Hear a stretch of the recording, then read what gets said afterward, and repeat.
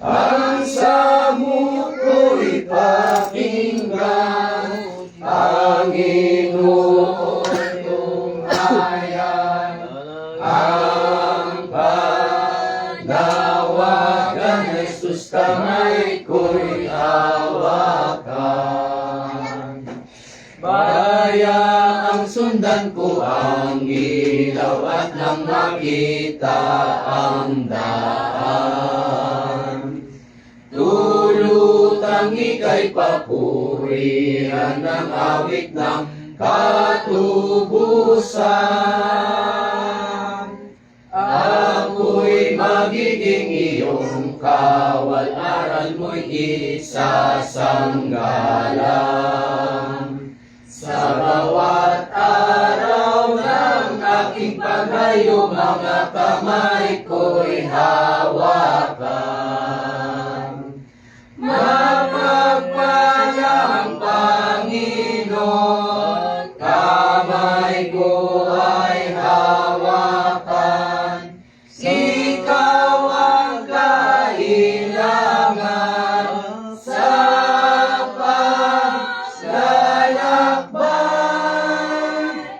ang samot ko'y pakinggan, Panginoon tunghayan. Ang panawagan, Jesus, kamay ko'y hawakan. Sakaling ako ay maligaw sa may lubugan ng araw, ibalik sa tunay na daan upang korona'y makamtan. Sa'yo na nanampalataya, sa tahanan isasama. Sa iba'y wala na akong pag-asa, mga kamay ko'y hawakan. Mapagpalang Panginoon, kamay ko ay hawakan. Ikaw ang kailangan sa paglalakbay. Ang samot ko'y pakinggan, Panginoon tunghayan. Ang panawagan, Jesus, kamay ko'y hawakan. Tayo po'y tumayo, pumano po tayo ng walang panalangin kapatid na sa amin po. Manalangin tayo. Ama namin Diyos na dakila at makamangyarihan sa lahat. Maraming salamat o Diyos sa lahat ng bagay na tinignan mo sa mundo ito, na siyempre na tinabangan namin. Salamat po at ng Ama sa buhay na pinagkaroon mo at sa hangin na ngayon ay patuloy namin nalalaman. Sa oras ito na bilang Ama sa ating pag-aaral ng mga salita, babayan mo kami, tulungan, babayan sa lahat ng mga bagay na ating gagawin. Sa lalaki na gamitin mo ngayon, sa Ronnie, babayan mo ko siya, bilang Ama, tulungan, pagkaluban ng sapat na karunungan at pagkaluban sa iyo, na sa paraang maunawaan ay mayayatin sa amin ang mga salita na tumula sa iyo. Tulungan po kami ng mga makikinig ngayon, na maging bukas ang aming mga puso at isipan upang sa lahat ng mga bagay na aming maririnig. Ito ang daw Ama, ito sa amin ay sa buhay at patuloy natin sa share sa iyo. Sa mga at sa kapatid na nagdalang hatid at may mga problema sa buhay, mga sakit na ramdaman, Ama, tulungan mo rin po sila Diyos na magkaroon ng pagbilis na pagkarabulan sa kanilang mga iniisip na mga sakit at ganun po sa mga naghihirap sa panahon ito. Ama, maraming salamat sa iyo sa lahat ng mga pagmamahal. Walang tawag na sa amin. At salamat din sa mga tao na patuloy na ginagamit yung pagpatuloy na lumaliw sa amin ang lahat ng mga bagay dito. Salamat din namin ang mga kapatid namin na hindi namin nakasama sa workshop. Ano po ang mga dahilan o bagay na nagiging sanhi para hindi sila makaagin sa mga kapatid ko. So, may Diyos ang nakakapila sa kanila. At dalangin ng Diyos na patuloy sila bigyan ng kalakasan sa pananampalataya. Hindi naman sa iyo, Diyos, ang mga pagkakasal na gawa sa iyong pangalaman. Sabi mga naisip na salita na gawa man, ay amin po tumilihin ang kawan. Salamat po, Dek Lama. Ito po yan sa panalangin sa pangalan ng Jesus. Amen. Maraming salamat po kapatid na sa amin. Ay dadako sa ating pakikinig ng salita ng ating Panginoon Diyos. Tangunan po tayo ni Brother Ron.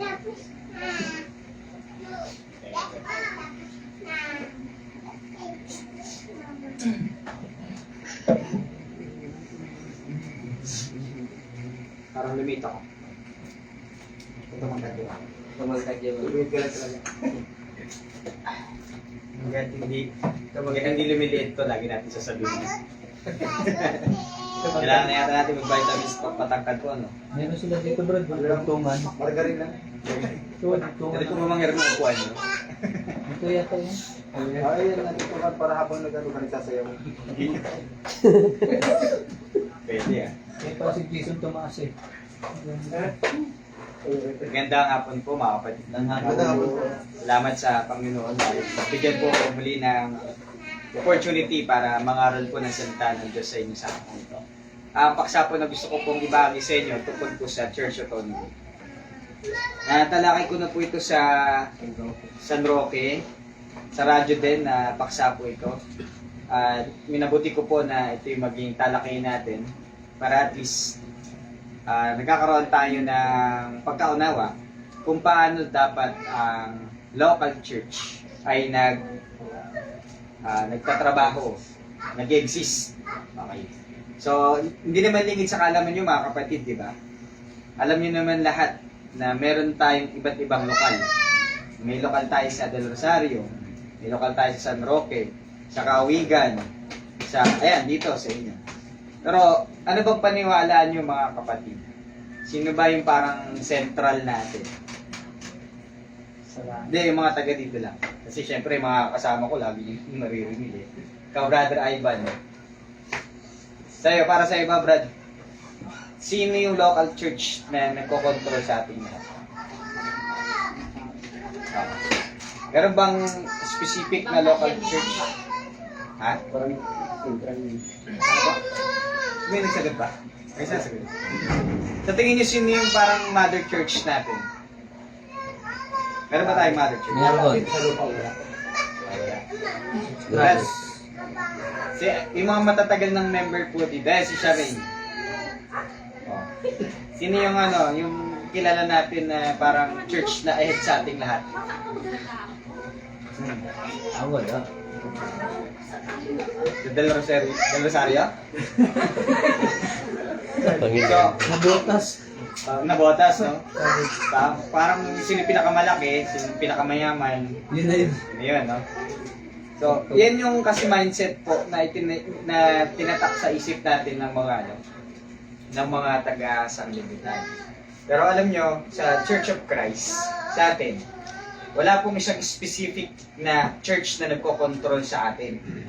Halimbawa, kahit na ang local ng Del Rosario po, yung pinakamalaki dito sa lugar natin. Pero hindi ibig sabihin nyon na kung ano yung desisyon namin sa Del Rosario, dapat ganun din yung desisyon nyo. Halimbawa, kung saan gagamitin yung pera ng iglesia, nyo dito, sabihin namin doon sa Del Rosario, Brother Sam, kailangan namin ng fund, magpadala kayo sa amin ng lahat ng lokal, San Roque, Kaawigan, dito sa Barangay 3, padala nyo sa amin lahat ng mga abuloy nyo. Tapos kami na bahala mag-manage ng finances. Kung centralized tayo, dapat yan ang mangyayari. Katulad sa INC, di ba lahat ng mga contribution sa bawat lokal, napupunta yun sa isa, kanilang central dun sa Quezon City. At lahat ng mga implementation nanggagaling sa central nila. Sa Church of Christ po, hindi ganun. Tayo po ay autonomous. Pag sinabi natin autonomous, ang ibig sabihin po niyan, bawat lokal na iglesia po ay magkakahiwalay. Independent tayo sa isa't isa. Bagaman nakikita niyo po kami palagi dito na nagtuturo, naglilid dito sa harap, it doesn't mean na meron po kaming control sa inyo. ang meron pong oversight sa inyo, yung mga kalalakihan nyo dito. Si Brother Sam, si Brother Ivan, at yung mga kalalakihan na capable mag-lead. Pero kami, kaya lang po kami nakatayo dito, hindi dahil sa sarili namin kagustuhan. Though gusto po namin magturo, gusto namin mag-lead, pero hindi kami makapag-lead dito sa harap unless i-schedule kami ni Brother Sam o nung kalalakihan niyo po dito. Hindi rin po pwede na magmando kami dito. Halimbawa, si Brother Arnold, sabihin niya kay Ivan, o Ivan, magpaawit ka na. Total, puro chess lang naman yung ginagawa nila. Sabi ko, okay, si Brother Jason, sabi ni Brother Jason, ay ikaw na lang, Brother Joby ang magturo. Huwag mong pakinggan yan si Brother Sam. Hindi po pwede yon. Kasi meron tayong autonomiya. So, ano nga ulit ang autonomiya? Ang ibig sabihin po niyan, bawat lokal ay magkakahiwalay, direktang nasa ilalim po ng authority ni Kristo. Okay? Wala tayong mother church. Wala tayong central church kung saan tayo kumukuha ng ating doktrina, ng ating practice, ng mga implementations natin sa loob ng church.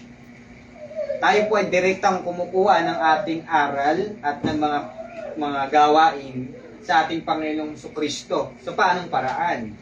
Hindi naman natin siya nakakausap ng personal, pero sa pamagitan ng kanyang salita na nasa Biblia.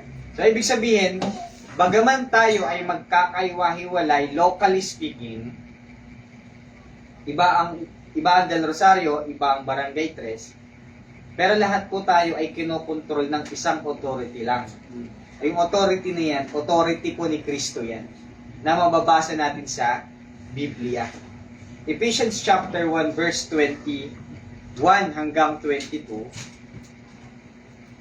we are independent, pero tayo po ay nasa iisang katawan na kinokontrol ng iisang ulo. Sige nga, pakibasa nga mga kapatid.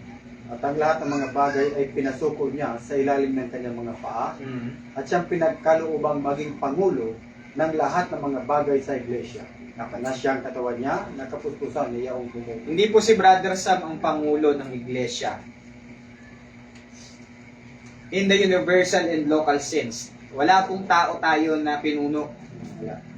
Ang pinuno po natin, ang pangulo po natin, ang executive natin, si Kristo lang po. Kung ang INC o Iglesia ni Cristo, meron silang executive minister na si Manalo, ang Baptist, meron din sila, ang Catholic naman, ang Pope, yung kanilang executive, yung pinakamataas pangulo nila. Ang Jehovah's Witness, meron din. Iba-iba na mga pantao. Sa church po na itinay ng ating Panginoong Kristo, wala tayong president na tao. Okay? Regardless kung anong katayuan ng isang tao, alam mo, kilala siya sa lipunan, kaya mataas ang respeto sa kanya ng mga tao, it doesn't mean na siya na ang may control ng iglesia. Lahat po tayo ay nasa ilalim ng kapahamalaan ni Kristo. Yun yung tatandaan natin. Pero, yung bang autonomy na salita, nasa Bible ba yan? Wala po siya sa Bible. Pero yung principle niya, makikita natin sa Bible. Tingnan natin sa 1 Peter chapter 5, verse 1 and 2. Sa matatanda nga, sa inyo'y umaaral ako, akong matandang kasamahan ninyo, at isang saksi ng mga hirap ni Kristo, na may bahagi naman sa kaluwalhatiang ihahayag. Pangalagaan ninyo ang kawan ng Diyos na nasa inyo. Brad, Jason, baka may tuloy. Sino yung kausap dyan ni Pedro? Mga apostol, Mga matatanda. matatanda. Yan. Sabi niya, yung mga matatanda sa bawat iglesia. Dito sa Barangay 3, sa Del Rosario, actually parang lahat tayo na lokal dito, wala pa tayong matatanda. Wala pa. Ang matatanda o elders, sila po yung mga opisyal. Edad lang yung matatanda. Yung mga merong katungkulan sa loob ng iglesia. Kasi sa Pilipos 1:1, ang government ng local church, binubuo na, syempre si Kristo yung pangulo.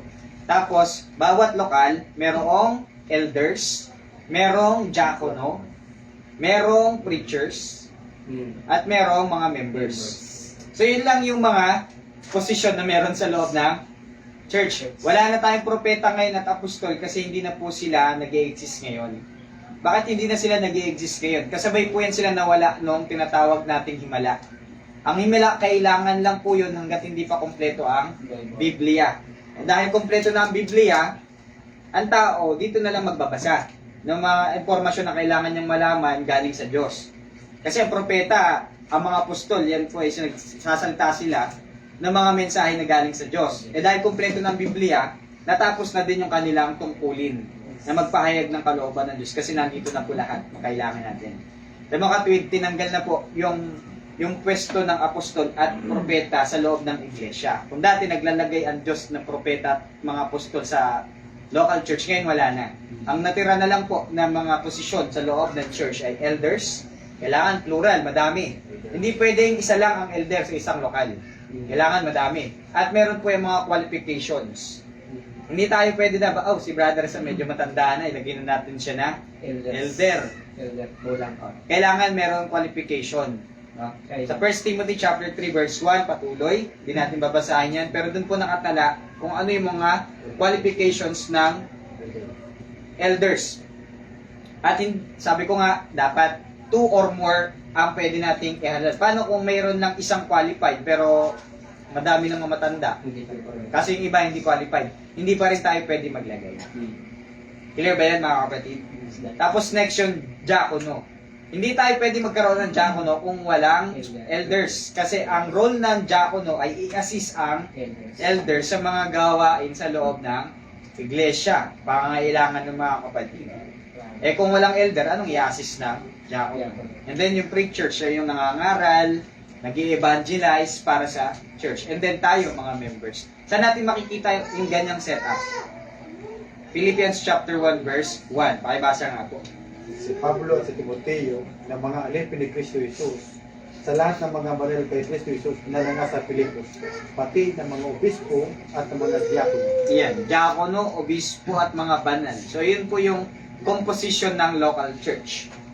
Yan yung bumubuo sa isang local church. Ngayon, bawat local church, by principle, ay merong mga matatanda na nangangalaga bawat lokal. Okay? Sa Acts chapter 14 verse 23. So ini-establish ko po muna sa inyo sa pamagitan ng Bible yung principle ng church autonomy. Wala siya word for word, pero yung principle makikita natin, yan yung implementation ng Panginoon para sa bawat iglesia. Sige nga, pakibasa mga kapatid. At na makapaglagay na sa kanila ng mga matatanda sa bawat iglesia at na makapanalangin may pag-aayuno ay pinagtagubilin sila sa Panginoon na kanilang sinasabi. Ano daw yung nilagay sa bawat iglesia? Matatanda. Mga matatanda. Bakit naglagay ng mga matatanda sa bawat iglesia? Balikan nga po natin yung 1 Peter chapter 5 verse 2. 1 Peter chapter 5 verse 2. Pangalagaan ninyo ang kawan ng Diyos na nasa inyo, Yan. na magsigamit kayo ng pagpupuno na hindi sa pilitan, kundi may kasayahan na ayon sa kalooban ng Diyos, ni hindi dahil sa mahalay na pakinabang, kundi sa handang pag-iisip. Kaya po naglagay ng mga matatanda. Kaya tayo nag-e-elect ng mga elders para sa bawat iglesia ay para mayroong mga ngalaga. Ano sabi ni Pedro? Pangalagaan ninyo ang kawan na nasa Inyo. ibang kawan. Hindi. Nasa inyo. Kawan na nasa inyo. Hindi pwedeng pangalagaan ng elders dito. Halimbawa, sa future, magkaroon po kayo ng elders dito. Hindi pwede na yung elders dito mag-o-oversight sa ibang lokal, sa San Roque, o sa Del Rosario. Kahit wala pa po kaming elders sa Del Rosario, hindi pwede yung elders nyo dito ay mag-oversight sa amin. Total, wala pa naman kay Brad elders eh. Ito munang elders namin yung mag-decide para sa inyo. Hindi po pwede yun. Kasi ang instruction ng Bible, ang pangangalagaan ng mga elders na nahalal ay kung ano yung kawan na member sila. Kung saang church sila, local church sila member. Clear po ba tayo doon mga kapatid? So, yun ang ibig sabihin ng church autonomy. Nagkakaroon ng sariling pamamahala ang bawat lokal na iglesia. Pero yung pamamahala po na nangyayari sa bawat lokal ay nakabatay pa din sa salita ni Kristo. Sa makatuwid, pag sinabi nating church autonomy, hindi po ibig sabihin yan na mayroong karapatan ng bawat lokal na mag-imbento ng sarili niyang aral, sarili niyang mga practices sa loob ng church. Example, dahil autonomous pala at hindi pwedeng pakialaman ng ibang lokal, ang lokal dito sa Barangay 3, tapos pwede ba magdesisyon si Brother Sam? Maglagay na kaya tayo dito ng ng piano para kapag nagpapaawit si Brother Ivan, mas buhay na buhay. Pwede ba mag-decide ng gano'n ang lokal ng Barangay 3? Hindi. Bakit? Dahil yung ating authority pagdating sa practices natin, hindi yan ang sinasabi sa atin. Ano ang sabi sa atin? Umawit, hindi tumugtog, hindi yan. Nagiging maliwanag ba sa atin mga kapatid? So, ang ibig sabihin ng autonomy, umiiral ang isang lokal para i-implement pa din, i-enforce pa din yung kautusan ni Kristo na mababasa sa Biblia.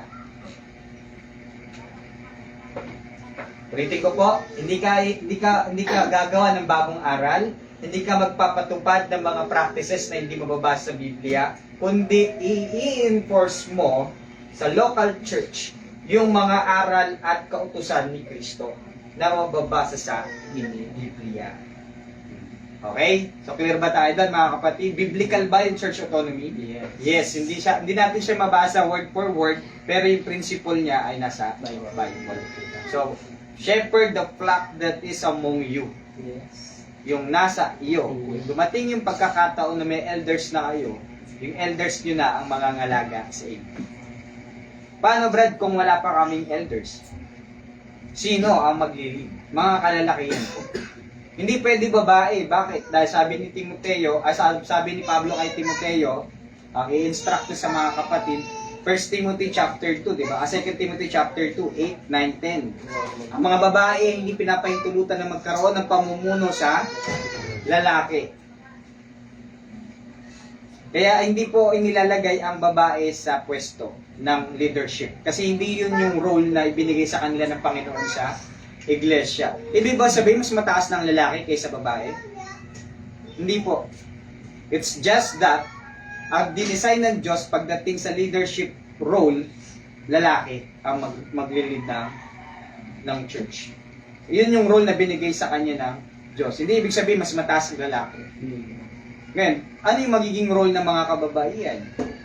Pwede pa rin naman magturo mga babae, pero sa kapwa nila, babae. Kaya kung maganda, nagkakaroon ng Women's Bible Study. Sa Del Rosario, meron po kaming kababaihan. Yung mga kababayan na members, nagkakaroon sila ng pag-aaral. So, pwede po yun. No? Ano pa? They can support. Halimbawa, kung babae ka, pero meron kang negosyo, gusto mong i-support yung evangelism ng local church, pwede ka nagigets niya ba mga kapatid? So, maraming pwedeng gawin ang bawat kaanib, lalaki o babae, para makapag-contribute sa gawain ng iglesia. Hindi nga lang dun sa leadership role. Kasi in-specify ng Biblia kung sino ang mga mamamahala sa loob ng iglesia. Clear po ba sa atin yan mga kapatid? So bakit ba importante na pag-aralan natin yung tungkol sa church autonomy? Unang-una, kasi ang gusto po natin, isa po tayo sa mga naniniwala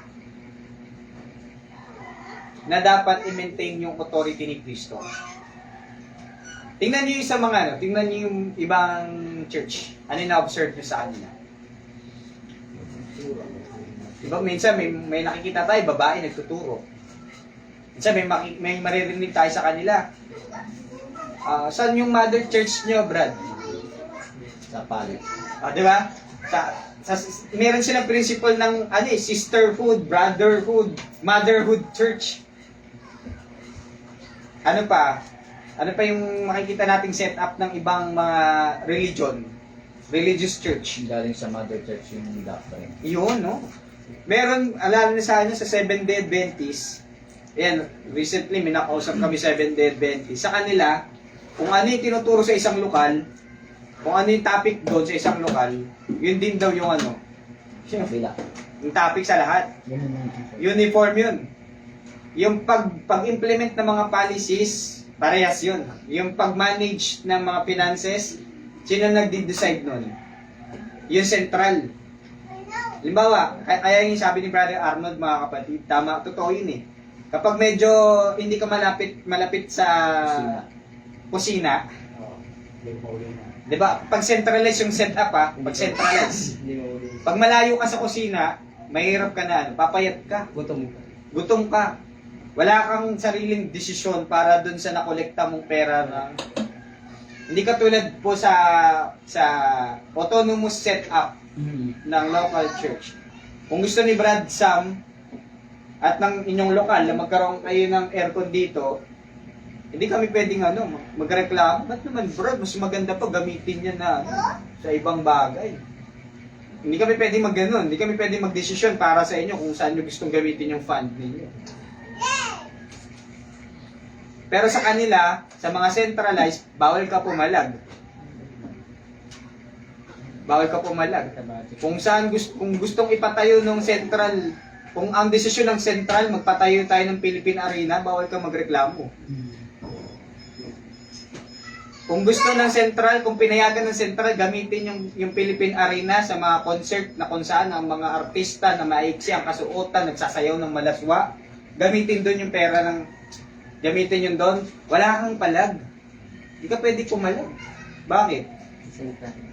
Hindi yung desisyon ng central So ano yung makikita natin na mga kaugnay na issue niya?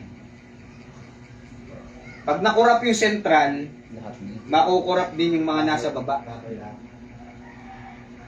Kaya importante na sundin natin yung setup ng Biblia pagdating sa church government para maiwasan natin yung mabilis na pagkalat ng korupsyon. Kapag centralize ang setup ng church, may mga iilang tao lang na nagkokontrol sa lahat. Kung ano yung desisyon ng mga nandun sa posisyon, sila lang yung maririnig. Sila lang yung may karapatan. Kahit nakikita mo mali na, hindi, tama pa din yun. Bakit tama pa din yun? Yun ang sabi ng nasa taas.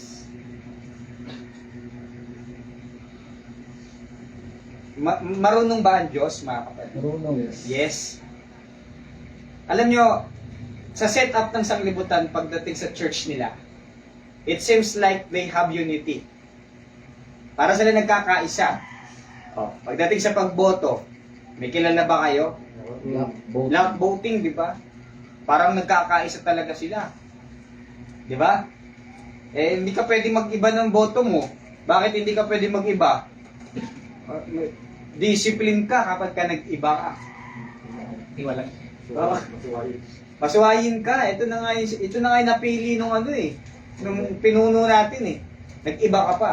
So, anong gusto mong ipakita? Hindi ka believe dun sa nanunungkulan sa taas. Yun yung consequences niyan Kaya dinesign ng Diyos yung church na maging autonomous sa bawat, independent sa isa't isa. Walang pakialaman pagdating sa management. Para hindi magkaroon ng pag-aabuso sa kapangyarihan. Ang nangyayari ngayon sa mga religious groups na centralize ang kanilang government, may mga nag-aabuso sa kanilang posisyon. Ginagamit yung kanilang posisyon para sa kanilang personal na interest. Bumababa yung kapangyarihan ng ating Panginoong Jesucristo na po-focus dun sa tao. Kaya nga tignan nyo nangyari sa Katoliko. Ano yung nangyari sa Katoliko? Ipinantay na nila yung kanilang Pope kay Kristo, di ba? Sabi nila, hindi na lang Biblia ang dapat pakinggan ng tao. Bakit? Dahil daw ang Pope, sila daw ay vicar, representative ni Kristo dito sa lupa. Kumbaga, parang si Kristo din yung Pope na yan. Kung ano sabihin ng Pope, yun din daw yung sinabi ni Kristo. Kaya, parang propeta. Nagigets nyo kung gaano kadelikado yung aral na yan. Yun yung centralist na yan. So, ayan yung mga isyong kakakibat ng Church of God. Kaya importante na maintindihan natin, mga kapatid. Kasi meron po tayong ibang mga kasama dati na gano'n din sila. nag-resort din sila sa ganyang sistema. Meron tinatawag sa Amerika na sponsoring church. Narinig niyo na po? Sponsoring church. Anong ibig sabihin nun? Ano din siya? Form of centralization din siya. Parang ganito. Merong malaking church. Merong mga maliliit na church. Yung mga maliliit na church, minsan dahil kulang sila sa resources at kulang sila sa mga manpower, hindi nila masyadong nagagampanan yung kanilang tungkulin sa pangangaral. Kasi di ba sabi ni Kristo, mayo kayo sa buong sanglibutan. So para matugunan yung pangangailangan ng paghayo sa buong sanglibutan, kung maliit kang church, hindi mo magawa yun. Di ba? Tama? Kaya ang ginawa ng mga kapatiran natin dun sa church, sa ibang bansa, nagkaroon sila ng board of directors. Yung board of directors na yon, galing sa iba't ibang local church. Board of directors, mga opisyalis. Ngayon, bumuo sila ng organization, na yung organization na yon, yung papadalahan ng mga fund galing sa maliliit na local church. Tapos sila na yung sila yung magpapipili ng mga preachers, evangelists, missionaries, na ipapadala sa ibang bansa para mangaral. Ngayon, na kanino yung oversight ng mga fund na yun? Nandun sa organization na yun. Ano yung winawasak na design ng ganong sistema? Autonomy. Yung local church, hindi siya pwedeng mag-decide kung paano gagamitin ng organization na yun, yung pera na napunta doon. Ano ang setup na nasa Biblia? Ang setup ng Biblia, ang local church magbibigay ng suporta sa isang mangangaral. Hindi niya ibibigay sa ibang organisasyon. Magkaiba ang organisasyon, magkaiba ang individual. Halimbawa, kaya dito dumating yung panahon, kasi businesswoman na to si Sharin. Halimbawa, lumaki yung negosyo ni Sharin ng tapos lahat kayo naging negosyante na, lumalaki na rin abot yan. Kahit mayroon na kayong kakaya mag-support ng preachers. Dahil sobra-sobra na natatanggap ni Brad Sam ng support sa inyo, naisip niyo mag-support pa kaya tayo ng ibang preachers. Pwede ba yan mga kapatid? Pwede. Basta yung pagsuporta natin, di ba, galing sa church. Ang pagsuporta papunta sa individual, hindi papunta sa church. Wala nang ibang dadaan, walang third party. Magkambuas. Yung setup kasi sa iba may third party.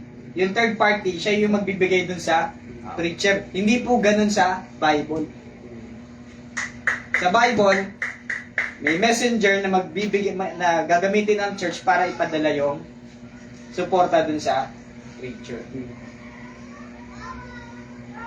Ang lokal po, ang meron lamang ang organisasyon na pinayagan ng Diyos na gawin ang trabaho ng pangangaral, pagpapatibay at pagkakawang gawa. Hindi rin tayo pwedeng magkaisa na lahat ng mga lokal dito sa Bicol na bumuo tayo ng medical organization. Na kung saan yung mga, di ba may benevolence tayo? Alam niyo yung benevolence mga kapatid? Kaysa localize yung pagbibigay ng benevolence, ibigay natin yan dito ipunin natin lahat ng mga mga abuluyan natin. Tapos kapag nagkaroon ng kalamidad, yan, kukuha tayo dun. Lahat ng mga lokal. Pwede ba yung mga kapatid? Hindi. So, para mas simple, nagkakaroon kasi ng centralized pagdating sa funding. Nagiging centralized kadalasan yung kapag pinag-usapan ng pera. May gustong mag-control ng fund. Sa Bible ang setup, local church, magagaling sa local church, papunta dun sa kapatid na nangangailangan. Hindi papunta sa ibang church. Kahit yung mga kapatid natin sa Amerika, pag nababalitaan po nila na mayroong kalamidad sa atin at marami pong naapektuhan, hindi po yan sa church binibigay. Tapos church yung magbibigay. Sa individual po yan, kadalasan minsan, si Brother Jun natin. Naalala niyo di ba yung bigas? At yung mga ibang tulong na tanggap natin? Magpasalamat tayo syempre sa ginagamit ng Diyos na instrumento, si Brother Jun at mga ibang individual. Ganun yung nangyayari. Hindi po siya binibigay sa church. Kasi mangyayari niyan, organization to organization. Ang dapat mangyayari, organization to individual yan. Yan ang makikita natin sa Biblia. Parang yun nangyari sa 1 Corinthians chapter 15, 16, na magkaroon ng kagutom sa Jerusalem, ang mga kapatid, apektado sila. Ngayon, anong ginawa ng mga local church sa panahon na yun? Sabi ni Pablo, di ba? Sa mga, ngayon, tuwing unang araw ng isang linggo, ang bawat isa sa inyo ay bukod na magsimpan, ayon sa kanyang iginiginhawa, upang wag nang gumawa ng mga bagan sa pagparian ko. Bakit sa pagparian ko? Kasi pupunta si Pablo doon para kunin yung mga pinag-ambagan nila, at siya yung magbibigay sa mga kapatiran doon sa lugar ng Jerusalem na apektado ng kagutom. Ganyan din yung nangyayari sa atin. Hindi tayo bubuo ng organisasyon kung saan doon natin ipapadala yung mga pera na nakokolekta linggo-linggo. Tapos i-manage ng mga board of directors. Halimbawa, si Brother Sam yung president. Tapos si Papa yung treasurer. Hindi ganon. Okay? So, nakukorrupt po kasi ang church kapag ganun yung nagiging setup. At baka maano tayo niya, tawag yung DPWH tayo niyan. Baka ma-flood control tayo kapag ganun ang magiging sistema. Di ba, tingnan nyo yung nangyayari sa gobyerno natin, di ba? Dahil, tayo as far as I understand, sa government natin, centralized tayo. Yung pera sa bawat rehiyon, napupunta yan sa isa central. Siyempre, sino yung unang yayaman dyan? Yung mga nandun sa central. O tingnan nyo ngayon yung INC. Sino pinakamayaman sa kanila? Hindi yung central. Andun sa central yung kanilang paaralan. Yung kanilang ospital. Meron silang ospital. Sa mga tweet, nagagamit sa pang-personal na layunin kapag kami central. So para maiwasan nyo, kailangan po natin maintindihan na wala tayong kinikilala na ibang lokal na nag-o-oversight sa atin. Kundi bawat isa sa atin ay iiral sa sarili nating pamamahala. Pero yung pamamahala na yan, ayon yan sa authority ng ating Panginoong Jesucristo. So sana po naiintindihan natin yung mga points na binibitawan natin dito mga kapatid. Kasi baka dumating yung time na ang akala natin meron tayong pinuno dito. Kahit gano'ng kagaling ang siya mangaral, hindi pa rin po, halimbawa ako, o si Brother Arnold, dahil sobrang galing na ni Brother Arnold, kasi ganyan nangyayari ba, katulad sa dating sino tinitilala nilang parang founder nila? Soriano na. So, bawat satellite nila, kung ano yung doktrina dito sa isa, puro mukha niyan yung mukha si Soriano. So, ang kalooban ng Diyos para sa gobyerno ng bawat lokal, bawat isa ay mayroong sariling pamamahala. Kaya sabi ni Pedro, pangalagaan ninyo ang kawan na nasa inyo. Pangatlong dahilan kung bakit importanteng maintindihan natin ang autonomy, dahil sabi po ni Pablo sa Acts chapter 20, 28 hanggang 31, papasok ang lobo sa loob ng kawan. At anong gagawin ng mga elders o ng mga namamahala sa bawat lokal? Puprotektahan. Sige po, pakibasa. Ingatan ninyo ang inyong sarili at ang buong kawan na sa kanila'y ginawa kayo ng Espiritu Santo ng mga obispo upang pakanin ninyo ang iglesia ng Panginoon na binili niya ng kanyang sariling dugo. Okay, pwede na yun. Aking talastas na pag-alis ko, magsisipasok sa inyo mga ganid na lobo, hindi magkapatawad sa kawan. At magsisiritaw sa kasamahan din ninyo ang mga taong magsasalita ng bagay na masama upang magdala ng mga alagad sa kanilang hulihan. Yeah. So nakita niyo po mga kapatid. So, kung centralist yung setup natin, pag may pumasok dyan at na-influensyahan yung central, Purat lahat yan. lahat na yan. Hanggang sa baba. Mula sa taas, pababa. Top down kasi ang system ng centralized form of government. Top down. Kung ano yung sinabi ng taas, yung nangyayari sa baba. Parang itong bintana ni Brother Sam, itong bintana niyo po. Pag nabasag yung isa, hindi maapektuhan yung iba. Pero kung imagine niyo kung isang buong bintana yun, pag nabasag yung isa, dama yung Ganun po yung nangyayari. Kaya importante na ma-implement natin ng tama yung pagkakaroon ng autonomiya ng bawat lokal. Para maiwasan natin na maapektuhan tayo sa problema ng isa. Pero kailangan din nating maintindihan, though tayo po ay independent sa isa't isa, hiwa-hiwalay tayo, meron tayo kanya-kanyang pamamahala sa bawat lokal natin. Hindi ibig sabihin na kapag may maling aral na itinuturo sa isang lokal, bawal na po tayong magsalita. Tandaan nyo, ang pagsawata sa maling katuruan ay tungkulin ng lahat ng Kristiyano, regardless kung anong lokal mo. Sa Revelation chapter 2, chapter 3, makikita natin yung pagkondina ng ating Panginoong Kristo sa pamamagitan ni Juan. Ilang iglesia yung kinukondina doon? 7 iglesia yun, di ba? Na magkakaiba. Bawat isa may problema sila. Bawat isa may problema sila. Pero kinukondina. Pero yung pagkondina sa pamamagitan ng salita at instruction ng ating Panginoong Yesu Kristo. Sa mga tuwid,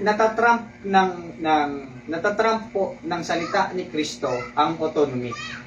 Ano ibig sabihin ng natatrump? Hindi nag-a-apply yung pagiging self-governing ng isang local church kapag meron na pong maling katuruan.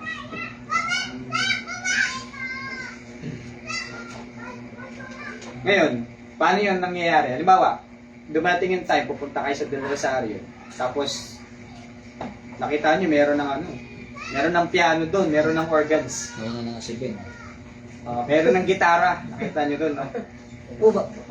Bakit Brad Roddy, meron na kayong meron ng combo dyan sa harap Ay, ninyo? autonomy kami. Hindi kasi, Brad, lang to eh. Aid namin to para mas ganda yung awitan namin. Kasi meron kami mga talented na kapatid dito, magaling sa gitara. Naisip namin na maganda siya pantulong para ma-enhance ang awitin natin. Yung autonomy naman. Okay, ni-explain sa akin ni Brad Arnold, ni Brother John, ni Brother Sam. Brad, hindi ganyan ang hindi pwede, Brad. Hindi nyo kami pwedeng pakialaman dito. Yun yung desisyon ng aming local church. Hindi po nag-a-apply doon ang pagdoktrina ang pinag-uusapan, hindi po pwedeng i-apply ang autonomy. Tandaan po natin yan, mga kapatid. Kaya nga ang pag-aaral, alam nyo mga kapatid, tungkulin ng bawat member yan. Kasi dadating yung time, kami na nandito sa harap, pwede kami magturo ng mali. 17-11 ang gawa, sabi doon. Naging marangal ng mga taga-area. Magsisikat araw-araw. Ayan. Sinasiyasat araw-araw ang mga kasulatan kung totoo nga ay pinapangaral ng. Tapos makikita natin sa 1 Corinthians chapter 4 verse 17, unified dapat yung ating pinanggagalingan ng ating katuruan. Sabi ni kapatid na Pablo, yung mga katuruan ko, Kahit samang dako ng iglesia. yan, okay. Sa lahat, kung ano yung itinuro ko sa bawat dako, sa bawat iglesia. Sa mga tuwid, hindi tayo magkakaiba-iba ng pinagkukuhanan ng ating turo. Lahat tayo ay may isa lang tayong pinanggagalingan ng ating turo. Doon magkakaiba tayo ng management, basta yung, ilan ba ang trabaho ng iglesia mga kapatid? 3, di ba? Pangangaral, pagpapatibay at ngayon, pagdating sa mga specifics niyan, kung paano natin siya ginagawa, halimbawa yung pangangaral, gusto nyo dito, meron sariling sakyan si Brother Sam pagkahayo siya. Bahala kayo doon. Kami naman siguro sa Del Rosario, yung gusto namin nakamotor lang, okay lang din yun. Pero pagdating sa kailan nagiging mali, kapag sinabi niyo na sa amin na, ay dapat din kayo, dapat ganito rin kayo. O yung radyo ba, may centralist ba tayo sa radyo? Wala. That's your own, voluntary nyo po yan na ginagawa sa pangangaral, di ba? Yung radyo. Halimbawa, bibigay ko kayo kay Brother Sam. Napagkasundoan kasi yun di ba, Brad? Na bawat local church magkakaroon ng pag-aambag sa panggas na gagamitin sa band pag nangangaral. So ngayon, kung ayaw nyo magbigay, hindi namin kayo pwedeng pilitin. Hindi namin kayo pwedeng pilitin. Kasi meron kayong sariling desisyon dito na kami, Basta kami ang desisyon namin, huwag ambag kami. Doon sa, ano, sa gawain ng iglesia, doon sa Del Rosario yun. Hindi na kayo Ngayon, kung gusto nyo taas, halimbawa, binibigay nyo ngayon 3,000, gusto nyo gawing 5,000, nasa sa inyo din po yun, di ba, Brother Sam? Pwede lang natin. Kaya San Roque, magkano San Roque? 2,000. Kung gustong dagdagan ng San Roque, gawin 3,000, bakit hindi? Pero hindi po yung sapilitan. Yun ay desisyon ninyo. Okay? Clear ba tayo sa autonomy, mga kapatid? So, hindi lang po yan dito sa Bicol. Dapat ganyan din ang nangyayari sa ibang lokal. So, hindi pwede na merong magkocontrol ng isang lokal na galing sa labas. May tumawag sa akin yung isang speaker namin sa gospel meeting sa Del Rosario sa May 21, 22. Kaya tanong niya ako, Brad, ano ba yung mangyayari diyan sa Ano ba yung mangyayari diyan sa gospel meeting sa May 21, 22? Kayo na pala ang nag-ano diyan sa Del Rosario. So sa'yo kami magtatanong, sabi niya. Kasi kapag kay Arnold, kay June, kay Sam, hindi naman pala sila diyan So sabi niya, hindi kami pwede Brad, hindi kami pwede sa'yo Brad magturo kung anong gagawin mo diyan kasi lokal niya yun. So doon ka naintindihan din na pagdating talaga sa gawain ng lokal, kahit gaano ka ka-matured, kahit gaano ka katagal na sa larangan ng pangangaaral, hindi ka pa rin pwede mag-violate ng autonomy. You need to ask for, pwede magbigay ka ng suggestion. Ako, pwede ako magbigay ng suggestion ng mga topics na pwede nyong ituro dito sa mga preachers ninyo. Pero hindi ko pwedeng sabihin na dapat kung ano tinuturo namin sa Del Rosario, yan din ang ituturo nyo dito. Bawal yun. Kaya nagdesisyon na ako para sa inyo. Okay? So, meron ba kayong tanong dun sa pinag-usapan natin mga kapatid? Mga gustong linawin po. Malinaw lang doon pagka doktrina, universal. Halimbawa, gusto nila gawing Sabado yung pagsamba, tututulan natin. Ay, opo. Bawal yun. Sabi nga natin, di ba mga kapatid, ulitin ko lang po ayon sa pag-aaral natin, independent tayo sa isa't isa. Meron tayong sariling pamamahala. Pero yung pamamahala natin, ayon sa otoridad ni Kristo. Ngayon, pagdating sa pagsamba, halimbawa, ang mababasa natin sa Biblia, tuwing unang araw ng sanglinggo. Ayun ba yung sabi ng otoridad ni Kristo? Pwede ba natin baguhin yun? Hindi. Hindi. Ngayon, kung mabalitaan namin sa Del Rosario, na yung Barangay 3, Sabado na yung pagsamba, sabihan natin. pwede ba ninyo sabihin sa amin, autonomy. Autonomy, Brad. Autonomy ba? Mangyayari sa atin yung Diotrepes tayo niyan. Di ba? Anong ginawa ni Diotrepes sa mga apostol? Kay Juan. Nagbawalan sila. Ayaw nang tanggapin yung mga apostol. 3 John chapter 9, di ba? Verse 9. Ano sabi? Gusto namin na paalalahanan si Diotrepes, kaso ayaw niya na kaming patuloyin. Gusto namin siya makausap, pero ayaw niya na kaming tanggapin. Nang gustong tumanggap, bawal pa. Pati yung iba na gustong tumanggap sa mga apostol, pinagbawalan din niya. Pwede ba, di ba sinawata siya ni Juan? Hindi po pwede yan. Pagdating sa mga maling katuruan at mga practices na ginagawa sa loob ng church, bawat isa sa atin, independent lang po tayo, hindi ibig sabihin na magkakaibang katawan tayo. Lahat tayo nasa isang katawan lang ni Kristo. Ngayon, kung nakikita namin doon sa Del Rosario na may maling tinuturo na dito, bilang mga kapatid ninyo, tungkulin po namin na paalalahanan kayo. Ngayon, pagdating sa decision making, sa inyo yun. At meron din kami sariling decision. Kung dumating yung time na ayaw ninyong makinig sa katotohanan, magkakaroon tayo ng disfellowship. Yun yung masakit doon, mga kapatid. Hindi na tayo pupunta sa Mutang. Hindi, parang katulad po yan ng isang lokal din na ayaw nilang makinig sa katotohanan. Niyakap nila yung false preacher O ngayon, disfellowship na po yung lokal na yun. Yung mga kapatid dun sa lokal na yun. Hindi tayo nag-disfellowship ng lokal Ang dinidisfellowship po natin, mga kapatid, na sumasang-ayon dun sa maling katuruan ng preacher nila. So, kung ang desisyon ninyo, wag na kaming tanggapin, kasi sinasabi namin yung katotohanan, pero ayaw nyo tanggapin, pwede magdesisyon ang mga kapatid na disfellowship din po ang putol na ang ugnayan natin. Pero hindi na kami pupunta rito kung ayaw niyo na kami tanggapin. Ganun yung mga senaryo na pwedeng mangyari sa inaharap. Kapag kaan po, mayroong magjojo-tropes sa bawat lokal. Okay? Naano niyo ba mga kapatid? Ngayon, paano Brad kung member ako dun sa local church na yun? Na may nagtuturo ng mali. Pero ayaw makinig. At ano pa? Sinusuportahan pa ng buong lokal. Kung nakikita mong mali, umalis ka na doon, lumipat ka na ng lokal.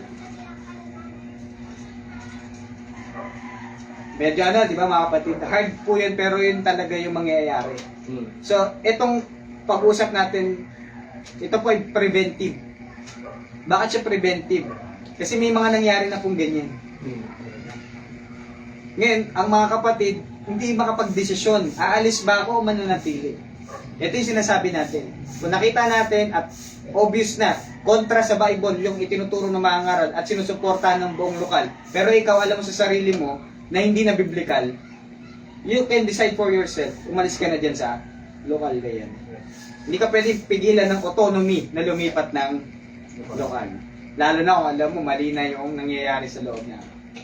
Paano Brad kung doon sa isang lokal naghati yung percent ng van? So umalis yung kalahati, tapos yung kalahati may iwan.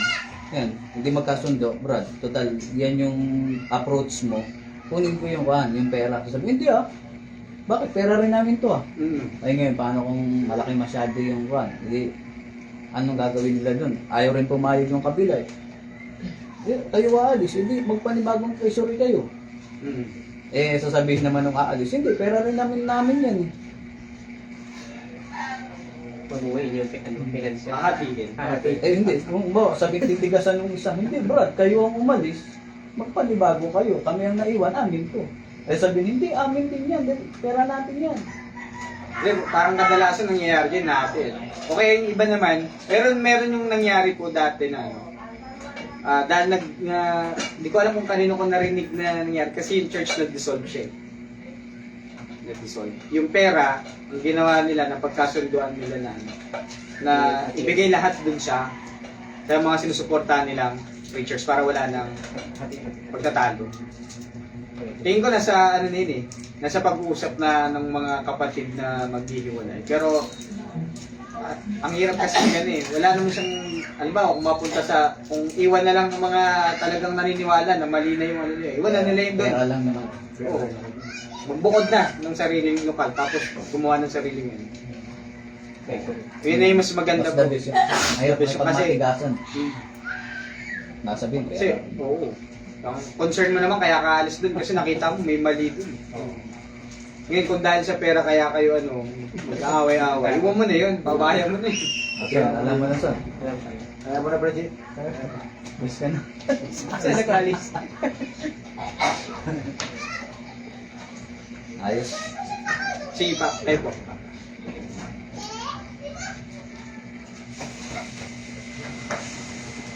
Autonomy. So, meron kami sariling pag-iral. Meron po kayo sariling pag-iral doon. So, sense of identity nyo din yun bilang iglesia ng ating Panginoong Kristo. So, ang autonomy protection niya ng Diyos sa atin.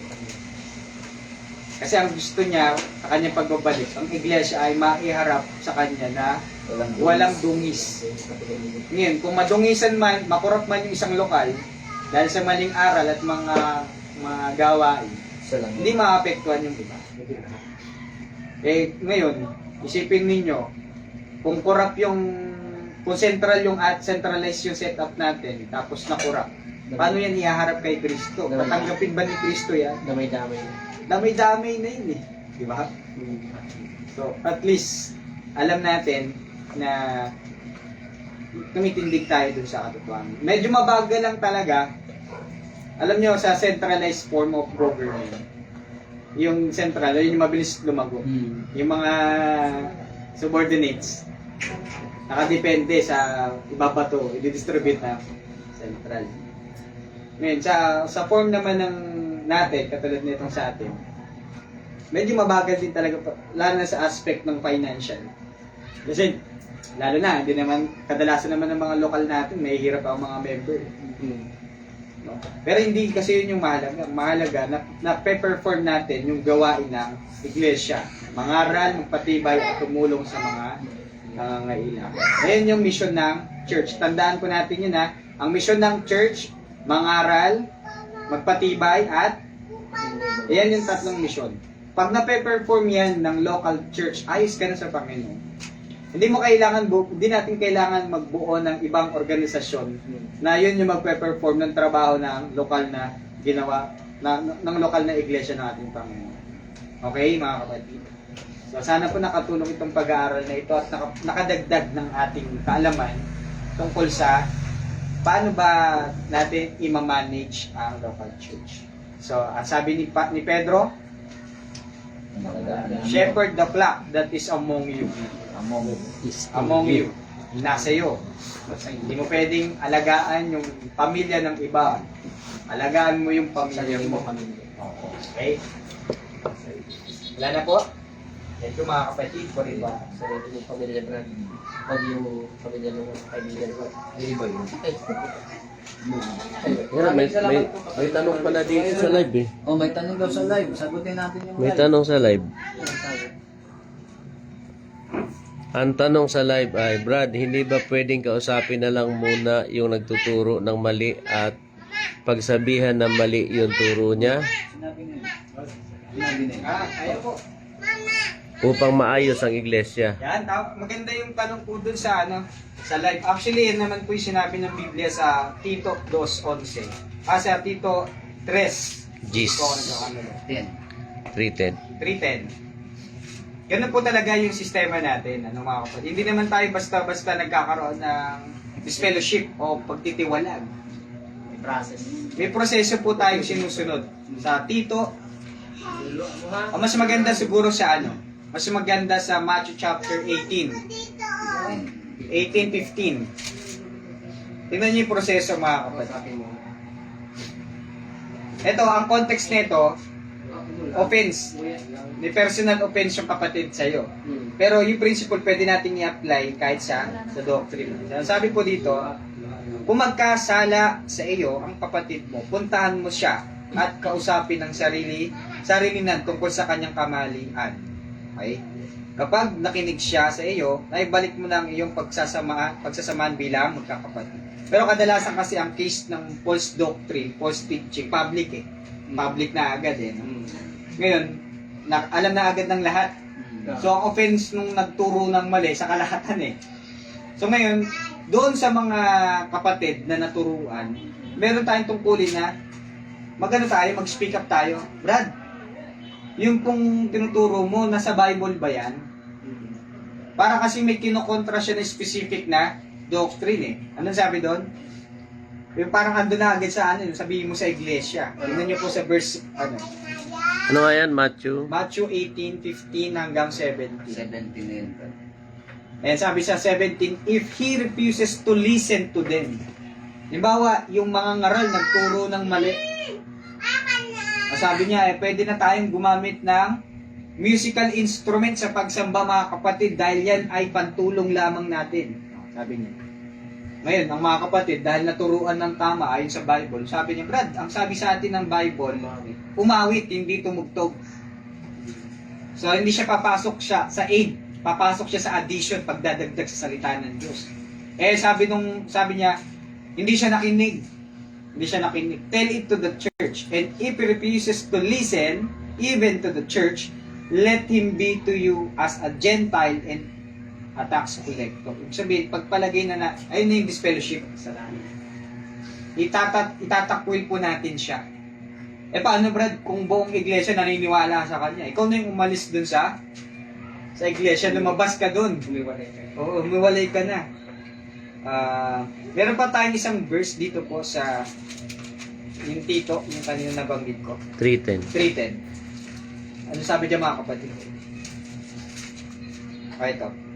As for a person who stirs up division, kadalasan ang division ang gagaling sa false doctrine Romans chapter 16-17.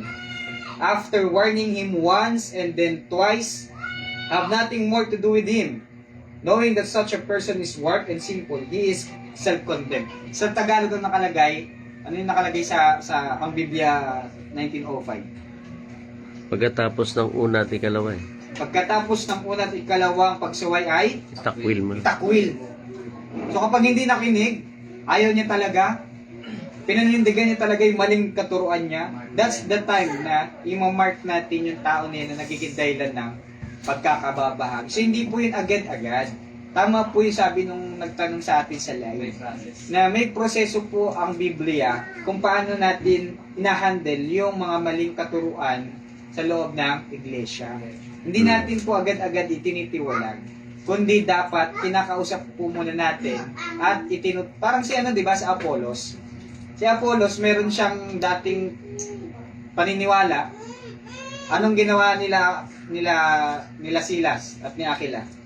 Tinuruan sa daan ng Panginoon. Tinuruan siya ng masikap sa daan ng Panginoon. katwiran ng Panginoon. So hanggat ang tao nakikinig, hanggat ang tao open siya sa pag-aaral, hindi natin pinuputol agad yung ugnayan natin sa kanya.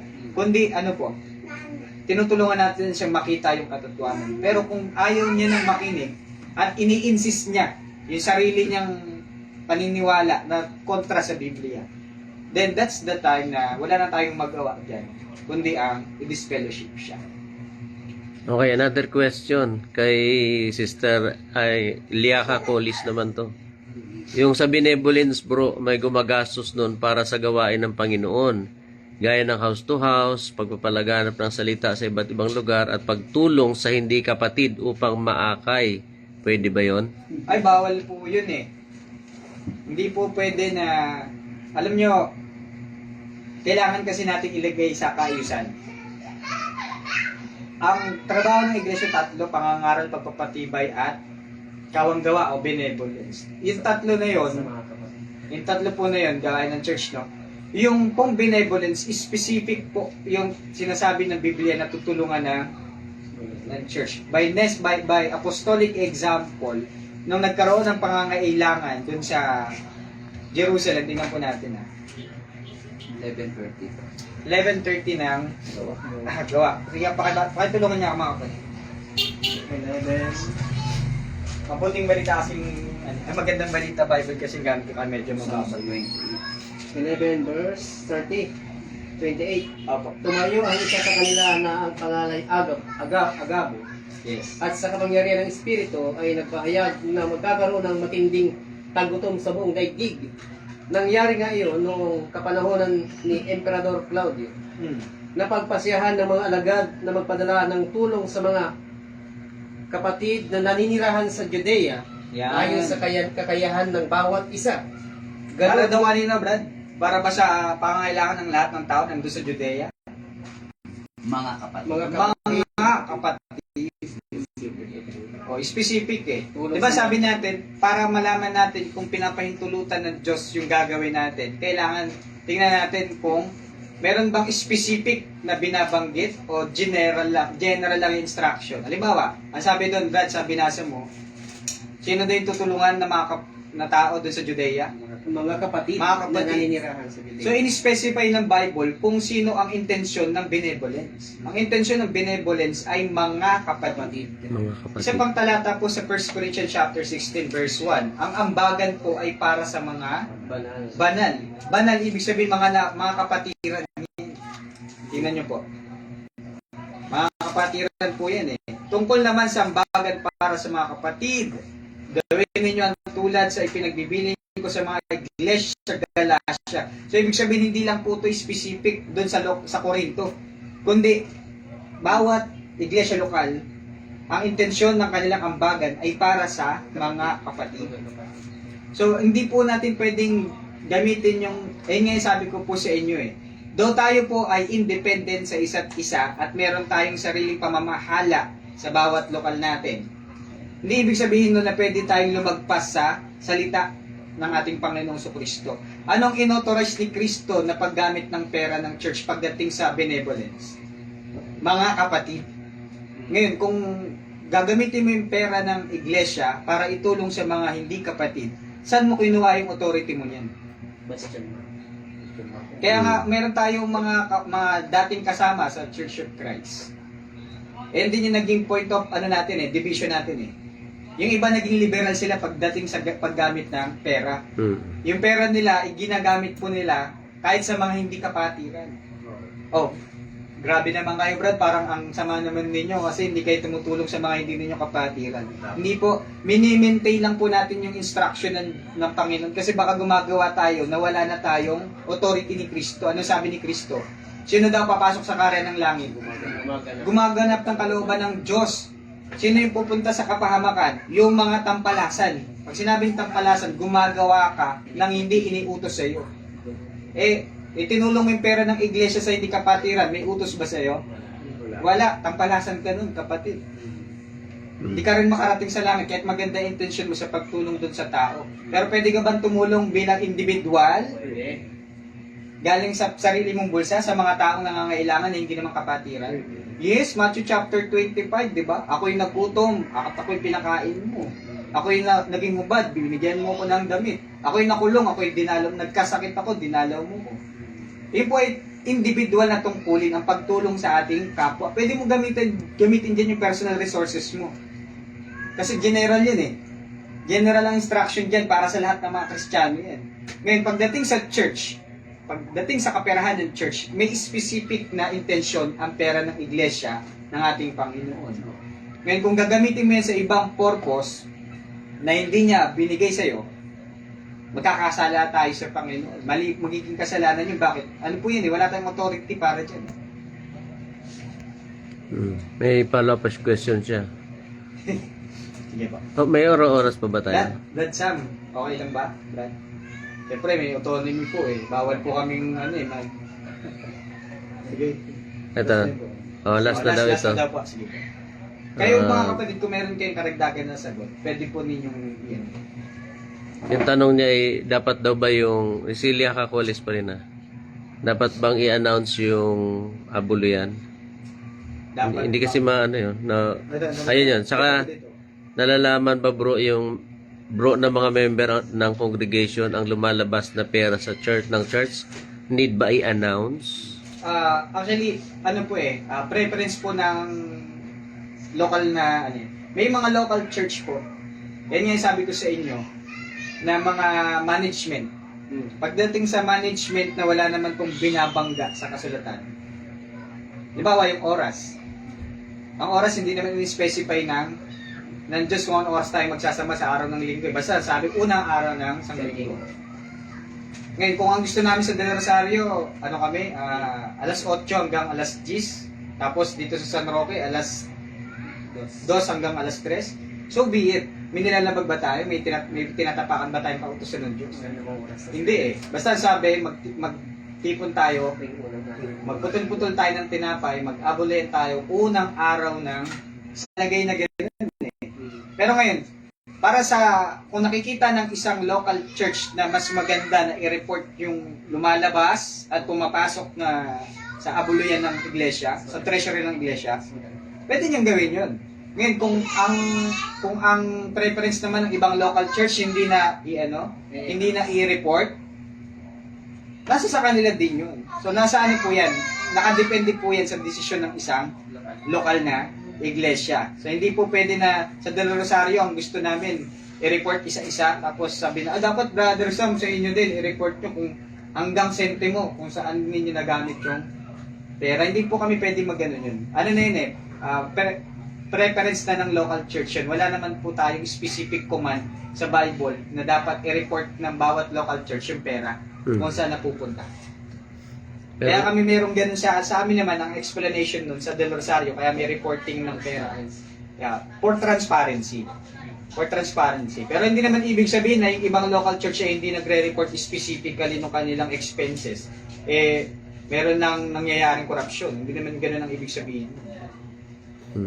Tsaka 1 Corinthians 14, kaayusan din. Pagka mayroong report, may kaayusan din, di ba? Yes. Sabi po sa 1 Corinthians 14:40, kaya lang gawin ninyo ang lahat ng bagay sa wasto at maayos na pamamaraan. So para maiwasan ang mga kapatid na mag-isip sila, isang paraan, isang kaayusan na pwede natin gawin, i-report natin kung saan napupunta yung pera at magkano yung pumapasok. So kaayusan yun. Pero hindi siya doktrina. Okay, thank you, Brother Ronnie. Thank you po, mga Thank you sa kapatid. mga Salamat nagtanong. po sa nagtanong. Si Sister Liaka Colis at saka si Brother Dennis Jico. Ay, thank you po. Pagpalain po tayo ng Panginoon sa ating pag-aaral sa Diyos. Ha? Jico. Jico. G, tapos ko. Baka inchik yata ito. Ba, Dennis? Maraming salamat po kapatid na Ron sa pagtalakay patungkol sa Church of Outong. At maraming salamat din po sa nagtanong sa live. Awitin po natin ang hymn number 4 po. Sa Diyos ang luwal natin. Purihin ang Diyos sa kanyang ginawa. Hymn number 4. Ang ating nanat na po, ready, sing. Purihin ang Diyos sa kanyang ginawa. Buktong na anak sinugo sa lupa. Buhay niyang umako sa aking sala. Upang ang lahat ay mailigtas niya. Purihin, purihin, tinig niya ay dinggin. Purihin, purihin, ngalan niya'y sambahin. O lapit sa kanyang buktong na anak, pasalamatan siya sa pagliligtas. Ang magpalinis sa kaniyang dugo, sa bawat tatanggap mayroong pangako. Makasalanan man kung siya'y susuko, si Jesus ang sasalanay ako. Purihin, purihin, tinig niya ay dinggin. Purihin, purihin, ngalan niya'y sambahin. O lapit sa kanyang buktong na anak, pasalamatan siya sa pagliligtas. Ay po tayo. Dakilang bagay na kanyang ginawa, bugtong na anak sa atin nagpala. Dakilang karangalan kung mamasdan, si Jesus doon sa kalwalhatian. Purihin, purihin, tinig niya ay dinggin. Purihin, purihin, ngalan niya'y sambahin. O lapit sa kanyang bugtong na anak, pasalamatan siya sa pagliligtas. Kapatid Narnon. Tayo po'y manalangin. Panginoon Diyos Ama, kapurihan, kaluwalhatian para sa iyo, Panginoon. Salamat kami, Panginoon, sa bagong pagkakataon na nagsama-sama po kami sa Bible study upang kami, Panginoon, ay matuto ng iyong salita, madagdagan ng kaalaman namin. Salamat, Panginoon, kay kapatid na Ronnie na binigyan niyo kama ng sapat na katalinuhan. Bahagi po sa amin ng iyong banal na salita na maintindihan po namin ang otonomiya sa bawat tukal. Kawa nga, Panginoon, ay turo namin to sa bawat tukal namin. Ganyan din, Panginoon, matutulan po namin ang mga namamahala sa mga religion, ang kanilang mga doktrina na pang-centralize, ay magkaroon kami ng tapang na sabihin po sa kanila ang mga bagay, Panginoon, na natutunan po namin ngayon.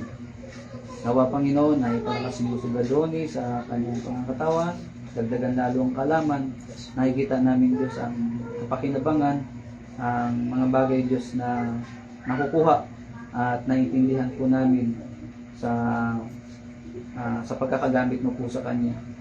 Ganun din, Panginoon, sa mga kapatid na hindi po nakadalo rito, tulungan mo kami, Panginoon, na magpaalala po sa kanila. Sadyain po namin na tagpuin sila, puntahan sa tahanan, na ipakilala, Diyos, na napakahalaga po ng aming pagtitipon. Napakahalaga, Panginoon, na tinalian po namin na makasunod po kami sa mga bagay na pinagkasunduan namin dito sa iglesia. Muli, Panginoon, kung paano niyo po kami na naingatan na nakarating po kami rito, pahintulot mo, Panginoon, na makauwi po kami ng maayos. At naniniwala kami, Panginoon, na ang lahat ng protection, Panginoon, ay nanggagaling sa iyo. Hindi po sa kagalingan po namin o sa kabutihan ng kapwa namin, kundi ang protection, Panginoon, ay laging nagmumula sa iyo. At ganyan din, Panginoon, sa bawat kapatid na narito ngayon, Panginoon, ay salamat, Panginoon, na bawat isa, Panginoon, ay nagkaroon ng pagkakataon na kagaya rin namin na nakaten po, Panginoon, nawa ay lalo pa, Panginoon, umunlad ang bilang, ang kaalaman ng bawat narito, Panginoon. Kung sinong mukha, Panginoon, ang nandito ngayon, loobin mo, Diyos, na makasama namin po sila ng mahaba pa, makapagpatibay din po sila, hindi lang nawa, Panginoon, audience o member, kundi kung paano kami, Diyos, nagkaroon ng panghihikayat, nawa ganun din sila, Panginoon, magkaroon ng panghihikayat sa iba pang kamag-anak o mga kakilala ng bawat isa sa amin upang ang bilang, Diyos, ay madagdagan pa. Ama, salamat ng marami, Panginoon, sa patuloy na pagbibiyaya, pagpapala na meron po sa bawat isa. Hindi na namin, Diyos, bibilangin ito, kundi sa bawat na meron sa amin ngayon, kaligayahan man, Diyos, o pagpapalang pisikal na naramdaman po namin at na nalasap namin, ang pagkilala laging galing ito sa iyo. Kaya, Panginoon, kasama po, Panginoon, ang dasal namin sa iyo na kung kami, Diyos, ay nagkakamali o nagkakasala, ay pakiusap namin, Diyos, na patawarin niyo po kami. Kung meron ng Diyos mga kasalanan na ikukubli, ay patuloy, Diyos, na dalangin namin na mas maiging makilala ito, Diyos, mas maiging maparusahan niyo po kami kaysa, Panginoon, magdulot ito ng mahabang pagkakaligaya na magkakapagpahamak po sa amin. Naniniwala kami, Panginoon, sa disiplina na ibibigay mo sa amin. Tanda pa rin